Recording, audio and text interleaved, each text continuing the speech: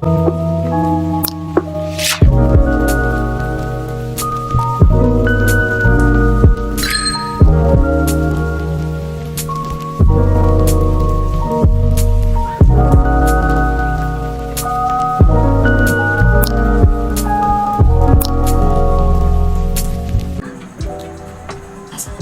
warahmatullahi wabarakatuh.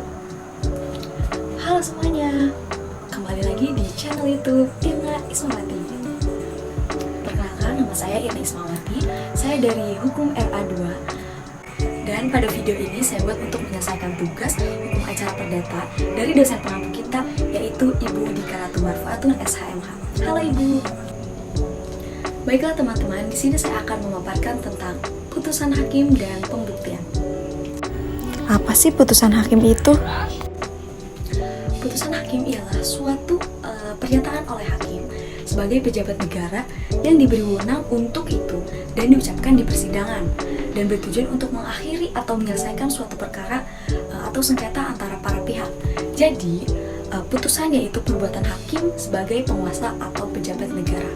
Adapun isi dan sistematika putusan hakim terbagi menjadi 4 bagian. Yang pertama, kepala putusan. Yang kedua, identitas para pihak. Yang ketiga, pertimbangan. Dan yang keempat, amar. Yang pertama yaitu kepala putusan. Setiap putusan pengadilan haruslah mempunyai kepala putusan. Pada bagian atas putusan yang berbunyi demi keadilan berdasarkan ketuhanan yang Maha Esa. Nah, apabila kepala putusan ini tidak dibukukan pada suatu putusan pengadilan, maka hakim tidak dapat melaksanakan putusan tersebut. Yang kedua yaitu identitas para pihak. Setiap putusan harus memuat identitas para pihaknya yang meliputi yang pertama yaitu nama, yang kedua yaitu umur, dan yang ketiga yaitu alamat, dan yang terakhir nama kuasanya jikalau ada. Selanjutnya yaitu pertimbangan.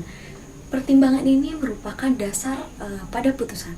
Pertimbangan terbagi menjadi 2. Yang pertama ada pertimbangan tentang duduknya perkara, dan yang kedua ada pertimbangan tentang hukumnya. Yang terakhir yaitu amar atau diktum, merupakan jawaban terhadap petitum atau tuntutan daripada gugatan. Nah, bahwa diktum merupakan tanggapan terhadap petitum. Nah, selain isi dan sistematika putusan, ada juga jenis-jenis putusan. Pasal 185 ayat 1 Hir membedakan antara putusan akhir dan putusan sela. Putusan akhir ialah putusan yang mengakhiri suatu sengketa atau perkara dalam suatu tingkat peradilan tertentu. Nah, putusan akhir ini dibedakan menjadi 3 putusan. Yang pertama ada putusan condemnatoir, dan yang kedua ada putusan konstitutif, dan yang ketiga ada putusan deklaratoir. Selanjutnya yaitu putusan sela, merupakan putusan yang dijatuhkan sebelum putusan akhir. Jenis-jenisnya terbagi menjadi 4. Yang pertama ada putusan prepatoir, dan yang kedua ada putusan interlokutoir, dan yang ketiga ada putusan insidental, dan yang terakhir ada putusan provisional.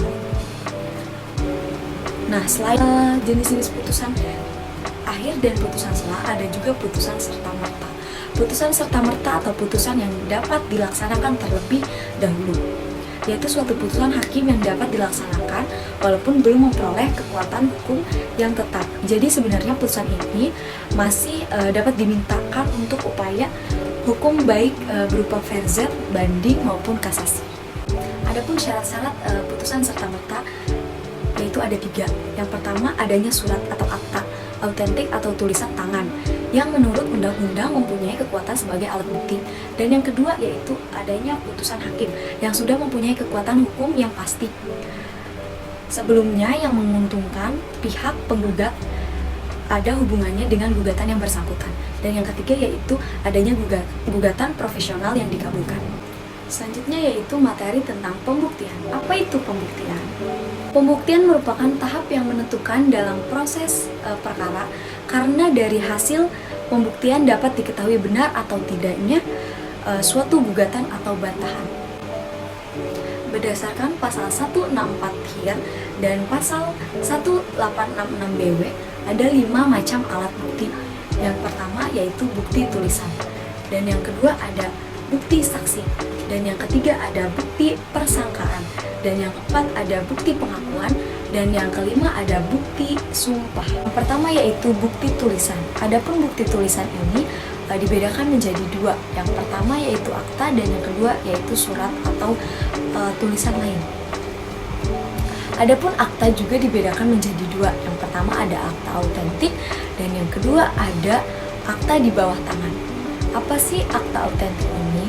Akta autentik ini ialah akta yang dibuat atau di hadapan pegawai umum yang berwenang dalam bentuk menurut undang-undang di mana akta dibuat. Pasal 1868 BW. Adapun unsur akta autentik yaitu ada 5. Yang pertama akta dan yang kedua dibuat oleh atau di hadapan. Yang ketiga yaitu pegawai umum yang berwenang dan yang keempat yaitu dalam bentuk yang ditentukan undang-undang dan yang kelima yaitu di tempat akta dibuat. Adapun kewajiban saksi ada 3. Yang pertama memenuhi panggilan dan yang kedua mengangkat sumpah dan yang ketiga memberikan keterangan yang benar. Selanjutnya yaitu ada bukti persangkaan. Persangkaan ialah kesimpulan yang ditarik oleh undang-undang atau oleh hakim dari peristiwa yang diketahui ke arah peristiwa yang belum diketahui. Selanjutnya yaitu ada bukti pengakuan. Pengakuan ialah suatu pernyataan dari seseorang yang membenarkan tuntutan oleh orang lain seluruhnya atau sebagian atau sikap diamnya seseorang terhadap tuntutan orang lain. Pengakuan diucapkan di depan sidang mempunyai kekuatan pembuktian yang kuat. Nah, dan yang terakhir yaitu bukti sumpah. Sumpah adalah ikrar atau janji seseorang mengenai suatu peristiwa yang sebenar-benarnya.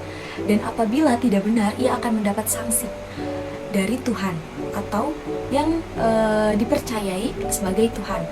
Sumpah dibedakan menjadi 2. Yang pertama, supletoir atau tambahan, diperintahkan oleh hakim karena jabatannya digunakan sebagai tambahan alat bukti.